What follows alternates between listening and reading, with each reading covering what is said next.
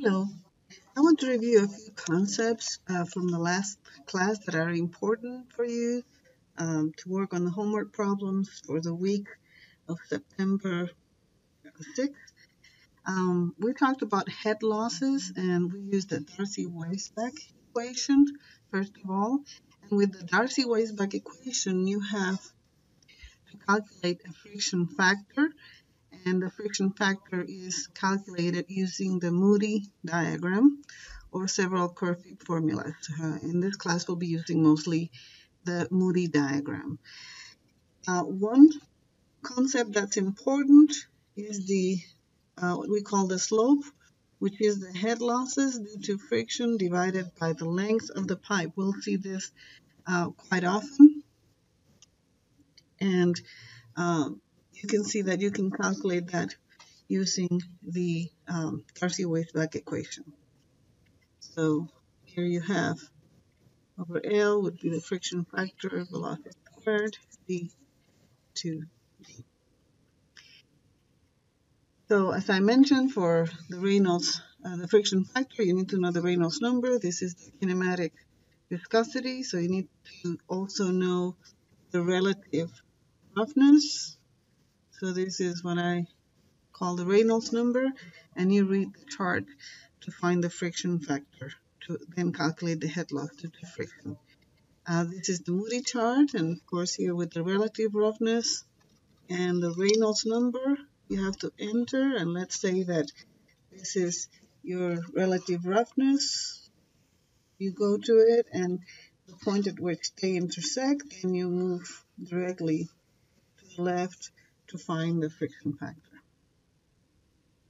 Important to remember the energy equation. You need to sort of memorize this. We'll be using it over and over again. And we have pumps and turbines that we still have not discussed, but in the problems we would not have them. And then the head losses here. And the head losses are the summation of all the major losses and the minor losses. So any kind of device you have along the way or change in the velocity. So I just want to point out first that with the Darcy-Weisbach equation, you need to calculate the Reynolds number to obtain major losses, most times. Other equations that are empirical equations would have the following format. And empirical means that it really doesn't have a scientific foundation or any sort of science principles to it. It's just by repetition, the model was created. And the first one we'll discuss is Hazen-Williams. And in the Hazen-Williams expression, here we have the velocity. So it looks different than Darcy-Weisbach, but here it also is used to calculate the head losses due to friction. And let me just explain that this Hazen-Williams equation is the most commonly used equation for the design of pipes. And it's commonly used under these conditions of larger pipes and moderate water velocities. So this model has a K, which is a constant, and it's like a conversion factor. So you need to make sure you check which units you are using, because it can be either 1.32 or 0.85. The Hazen-Williams coefficient, which you also will see as H. Williams, Hazen-Williams. You'll see it as C sub HW. And then, of course, the slope of energy grade, which is what I already mentioned, the head loss per unit length of pipe. And the hydraulic radius here is the water cross-sectional area divided by the wetted perimeter, which accounts for those cases where you don't have a full pipe. But of course, for pressurized pipes or full circular pipes, whenever we do the water cross-sectional area, which is the whole area, divided by the wetted perimeter, which is the whole perimeter, then it's D over 4. So if you see the Hazen-Williams equation, then you'll see it can be used to calculate the flow, because V times A is the flow rate, and can use it to calculate the head loss. Let me go back and then just express the equation in this way for pressurized pipes. So you have here d over 4 to the 0.63, and of course we have here the conversion factor, and then the slope, which is FF HF over L 0.54. So you can use it to calculate the head loss if you have the velocity and the constant and the diameter.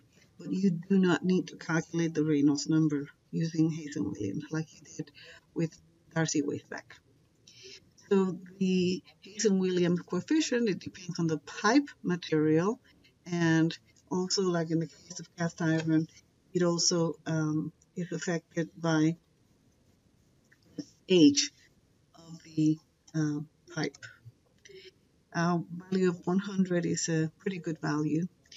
Then the third method is the Manning equation, and again, you also have a conversion factor. In the case of metric, it's 1, and in the case of British, and if I use this expression, then you have velocity is 1 over n, where n is the Manning constant, and then you have the hydraulic radius, and if you have a pressurized pipe, you have 2/3, and then the slope, HF over L, the 1/2. So just like Hazen-Williams, you have the velocity, diameter, so you can calculate the head losses given the rest of the information. So you can use Manning just like we used Hazen-Williams, and also you can use it just the way we can use Darcy-Weisbach. This is the Manning's roughness coefficient, the n, lowercase n. So you can have a range here. And I want to point out a special case where you have fully turbulent flows. If you look at this line, not very pretty line, but anyway, anything to the right of that line, you have a relative roughness that are pretty much horizontal lines. That means that anything above that, we have a friction factor that depends solely on the relative roughness and not on the Reynolds number. Only this applies for turbulent flows, fully turbulent. Okay, so if we do it, that special case, here we have Darcy-Weisbach equation, and just rearrange Darcy-Weisbach equation so that we have here the Q, and remember B times A equals Q. So this will be in such a way, this is capital K, not lowercase k, times Q to a factor on top. So this is the shape that it'll take. And we can do the same type of process, and I'm not going to develop it here, for the three different equations, for Darcy-Weisbach, Hazen-Williams, and Manning. So we have an expression of this form, HF, which is the friction losses, equals capital K times QM. So here we have Darcy-Weisbach, so this would be for the British, that's your value of K, so it'd be K, Q to the 2. Here would be this K times Q to the 1.5. This would be your K times Q to the 2 as well. So this is what we did as a practice in the classroom. You have a 6-kilometer cast iron pipeline that conveys 320 liters per second at 30 degrees Celsius, and you assume turbulent flow.